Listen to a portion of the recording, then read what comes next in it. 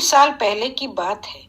एक गांव में रामू नामक एक किसान अपनी पत्नी और बेटे के साथ रहता था।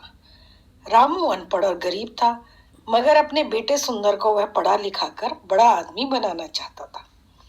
उसका बेटा सुंदर भी काफी बुद्धिमान था। वह गांव में ही शिक्षा ग्रहण कर रहा था और वह भी अपने मन में बड़ा आदमी बनकर खूब पैसा कमाना चाहता था। उसने खूब मेहनत की और अपनी कक्षा में अच्छे नंबरों से पास हुआ। सारे गांव में उसकी खूब वाहवाही हुई। रामू को भी उस पर गर्व था। जब सुंदर की पढ़ाई खत्म हुई तो रामू और उसकी पत्नी विचार करने लगे कि सुंदर को शहर भेज देना चाहिए। रामू का एक मित्र शहर में रहता था, जिसके पास सुंदर कुछ वक्त रहकर रोजगार तलाश कर सकता था। सुंदर भी शहर जाने के लिए बहुत उत्सुक था, क्योंकि वह भी बड़ा आदमी बनना चाहता था। अगले दिन रामू ने अपने मित्र का पता देकर सुंदर को रवाना कर दिया। वह भी खुशी खुशी वहां के लिए चल दिया। शहर आकर तो सुंदर की आंखें ही चौंधिया गई। खूब भीड़ भड़क्का, सजी संवरी दुकानें, तांगे इक्कों का आवागमन। खैर, आश्चर्य से वह यह सब देखता सुंदर अपने पिता के दोस्त से मिलने चल दिया। पर अब जब वह उस पते पर पहुंचा तो उसे पता चला कि उसके पिता के दोस्त तो न जाने कब के मर घप गए और अब तो उनके परिवार का भी कोई अता पता नहीं था। सुंदर घबराया कि अब क्या होगा। हौसला छूट रहा था। तभी उसे याद आया कि मास्टर जी कहते थे, हिम्मते मर्दा मदद खुदा। यानी जो लोग हिम्मत करते हैं, भगवान उनके खुद मदद करते हैं। उसने कुछ आसपास के लोगों से पूछा तो पता चला कि पास ही में एक सराय है। बस वहीं पहुंच गया और साथ में नौकरी की तलाश भी शुरू कर दी। लेकिन वह जहां भी नौकरी मांगने जाता, दुकानदार उसकी सूझबूझ से प्रभावित तो होता, लेकिन कोई जान पहचान न होने के कारण उसे नौकरी नहीं मिल पाती थी। इस प्रकार कई दिन गुजर गए। अब उसके पैसे भी खत्म होने लगे थे। वह चिंतित होकर एक दिन पेड़ के नीचे बैठकर सोचने लगा कि काश यहाँ उसका कोई जानकारी होती तो अवश्य उसे कोई नौकरी मिल जाती। पर तभी उसका ध्यान पेड़ के नीचे बैठे दो राज कर्मचारियों पे गया। वे लोग बातें कर रहे थे और उनकी बातें उसे सुनाई भी दे रही थी। एक दूसरे से यह कह रहा था, कुछ भी कह भाई वीर, तू है बड़ा नसीब वाला। हम दोनों साथ साथ ही राज दरबार में सेवा के लिए आए थे, मगर तू तरक्की करके राजा का खजांची बन गया और मैं रहा सिपाही का सिपाही। इसे कहते हैं तकदीर। वीर बोला, अरे गंगा, तकदीर भी उन्हीं का साथ देती है जो सूझबूझ और हिम्मत से काम लेते हैं। महाराज ने मेरी सूझबूझ और ईमानदारी देखकर ही तो मुझे खजांची बनाया है। ना ना भाई, तूने जरूर कोई मंत्र तंत्र करवाया होगा, तभी तो इतनी जल्दी तरक्की मिल गई। भैया, तू मुझे अपनी कामयाबी का राज तो बता।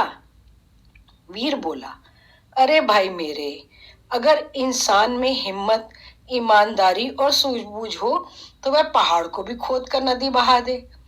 देख, तू वह मरा हुआ चूहा देख रहा है ना?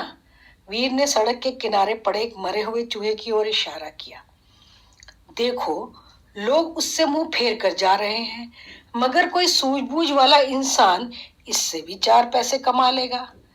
भैया, अकल का इस्तेमाल करने से ही कामयाबी मिलती है, जंतर मंतर से कुछ नहीं होता। गंगा निराश सा होकर बोला, भाई, तू मुझे बताना ही नहीं चाहता तो कोई बात नहीं, कभी तो मेरे दिन भी पलटेंगे। चलो, आप चलते हैं। वे लोग तो चले गए, मगर सुंदर के दिमाग में खलबली सी मच गई। सोचने लगा, खजांची की बात में दम है। जिस देश में मिट्टी भी बिकती हो, वहां कोई चीज बेचना मुश्किल नहीं, मगर इस मरे हुए चूहे को कौन खरीदेगा? तभी सड़क पर उससे एक तांगा आता दिखाई दिया। तांगे में एक रईस बैठा था, जिसने एक बिल्ली को अपनी गोद में दबोचा हुआ था। बिल्ली बार बार उसके पकड़ से छूटने की कोशिश कर रही थी। अभी घोड़ा गाड़ी सुंदर के आगे से गुजरी ही थी कि बिल्ली उस रईस की गोद से कूदी और सड़क के किनारे की झाड़ियों में जा घुसी। अरे अरे तांगे वाले, तांगा रोको, मेरी बिल्ली कूद गई, वो रईस चिल्लाया। तांगा रुका और सेठ उतरकर तेजी से झाड़ियों की तरफ लपका। अन्य लोग भी वहां जमा हो गए। अरे भाई, कोई मेरी मदद करो उसे पकड़ने में, रईस बोला। झाड़ियों में घुसी बिल्ली पंजे झाड़ झाड़ कर गुर्रा रही थी और किसी को भी अपने पास नहीं फटकने दे रही थी। अचानक सुंदर को एक युक्ति सूझी। वह बोला, सेठ जी, अगर मैं आपकी बिल्ली को काबू करके दूं तो आप मुझे क्या देंगे? भाई, तू ऐसा करेगा तो मैं तुझे चांदी का एक सिक्का दूंगा। चांदी का सिक्का? सुंदर के मुंह में पानी आ गया। ठीक है, आप यहीं रुकिए, कहकर सुंदर दौड़ा दौड़ा उसी दिशा में गया जिधर मरा हुआ चूहा पड़ा था। उसने एक रस्सी तलाश की और वह चूहे की गर्दन में फंदा डालकर झाड़ियों की ओर चल दिया। वह झाड़ियों के करीब बैठ गया और रस्सी से बंधे चूहे को बिल्ली के सामने लहराने लगा। मोटे चूहे को देखकर बिल्ली के मुंह में पानी भर आया। एक नजर उसने मैत्री भाव से सुंदर की ओर देखा, फिर दुम हिलाती हुई धीरे धीरे सुंदर के करीब आने लगी।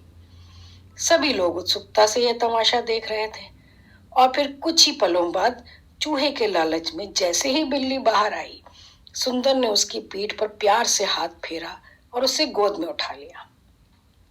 बिल्ली के मालिक को बिल्ली क्या लौटाई, सुंदर का तो सौभाग्य ही लौट आया। अपनी बुद्धिमानी के बल पर उसने आगे चलकर बहुत धन कमाया और गांव लौट आया।